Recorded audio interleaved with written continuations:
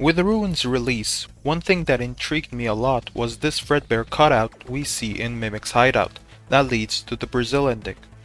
What's interesting is that the cutout is called 70s Freddy. The style of this poster is similar to the Fredbear poster in the Security Breach base game. So this is supposed to be Fredbear, but it's called Freddy in the files. And this wasn't the first time Fredbear was referred to as Freddy. The Fredbear Singin show nicknames Fredbear as Freddy. And what's interesting is that this Fredbear is brown, and the Fredbear cutout is like a more lightly honey color. While yes, the Singin show poster is in black and white, Fredbear's colors are more darker, so it's more likely he's brown and not yellow. So we seemingly have one Fredbear that started it all, and two Fredbears that came from the same diner. All of them being from different time eras. The brown Freddy that most likely comes from the 40s or 50s, a lighter colored Freddy from the 70s, and the golden Fredbear from the 80s. So for some reason there was a shift and Fredbear became yellow, and another character got the name Freddy, with a new last name, Fazbear. So that leaves us with a lot of questions. What was Fredbear's Singin show? Who created the Fredbear/Freddy character? Who founded the diner? Why did Fredbear change to yellow? To answer the easiest question, let's discuss the diner's origins. We know in the novel trilogy that Henry and William founded Fredbear's and Freddy's. William was the business side, while Henry is the maker of the characters. He created Fredbear, Spring Bonnie, and the Fazbear gang. So how do we know it's the same in the games?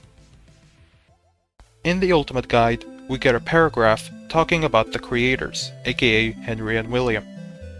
The books offer a closer peek at Henry and William Afton, how their partnership flourished early on, and how their view of the animatronics evolved over time. Thoughtful fans might want to give these sections a closer look to determine how they impact the story of the games as well. So the origins of Fredbear's Diner in the games is very similar to the novels. So William was the business side, while Henry created the robots. That is also supported in the Ultimate Guide, as when it talks about Fredbear and Spring Bonnie, it says that they were one of the first creations Henry made. While I don't like to use the Ultimate Guide as evidence, since it has a bunch of inconsistencies, I think you get the idea that the origins of Fredbear's Diner is similar to the books. Even in FNaF 6's Insanity ending, it confirms to us that Henry made the Fazbear gang. Small souls trapped in prisons of my making, now set to new purpose. So let's look at the earliest part of Fredbear's history. Fredbear's Singin show seems to have ran in the late 40s or 50s, since the poster is in black and white. While colored images were a thing in the 40s and 50s, it was costly, and black and white posters were still the norm. Furthermore, the ticket to see the show was only 50 cents. In the 50s, the tickets to see a show or a movie was averaged at 46 cents. The only character that is present in the show that we know of is Freddy, and it's not known if Freddy is an animatronic, a suit, an actual real bear, or just a cartoon character. In my opinion, I think the most likely options are either that he was an animatronic or the main character of a cartoon show, and you'll see why in a sec. Whatever it may be, I think it's safe to say that Henry and William never likely owned that show, as they would be too young to ever own a business together, as I think it's likely they were born in the 40s or 50s, which would make them in their 70s or 80s at the time of FNaF 6. And you gotta remember, while Henry did make the Fredbear animatronic, it's never stated that he made the Fredbear character. So my guess is that Henry went to Fredbear's Singin show as a kid, loved the show and Freddy, and he eventually made his own Fredbears when he became an adult. And the reason I think it's possible Freddy was an animatronic is because if Henry was interested in knowing how Freddy operated, he would try to learn about animatronics and become very knowledgeable of them. That's why Henry's animatronics were next level compared to anyone else.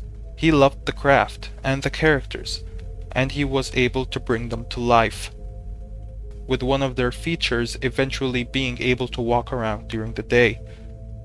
So Freddy could have been an animatronic singer.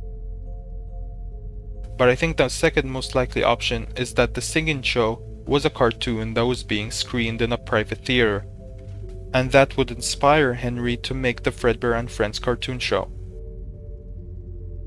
But if it's revealed that the duo were the owners of the show, then they both could have been born in the early 40s, and when they both turned 18 or older in like the late 50s, they teamed up to start their first project together, the Singin show. And when they earned a lot of money, they decided to use that money to open the diner. So could it be possible that they made the attraction? Yes, but now I'm not really sure.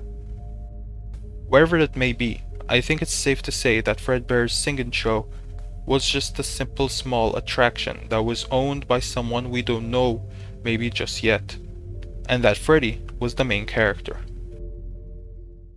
So now let's fast forward to the 70s. I think at this point, Fredbear's Singin show was likely finished or cancelled, so Henry decides to revive the bear. So he and his partner William decide to open Fredbear's family diner. William would take care of the business, while Henry was the master engineer. With his new invention, spring locks, he makes Fredbear, who is slightly changed to a brighter color and have purple attire, and a new friend, Spring Bonnie, possibly a character William designed himself. And we know this is the actual Fredbear's diner, since the poster references the Bite of 83. William would wear Spring Bonnie, and Henry would wear his favorite character, Fredbear. And yes, Fredbear in these posters and cutout has purple attire, albeit a very dark purple. If you compare the color of Fredbear's eyebrows and nose to his hat and bow tie, you'll see there is a slight difference in color. In the 80s, the partners were able to expand the business, and Fredbear himself would get a new makeover. His attire would be a brighter shade of purple, and his fur is now changed to yellow. The partners did this so Fredbear and Spring Bonnie would have matching colors, and because they made a new cartoon called Fredbear and Friends. And they introduced a new character called Freddy Fazbear, a brown bear with black attire. So Fredbear was slightly changed to yellow to differentiate him from Fazbear.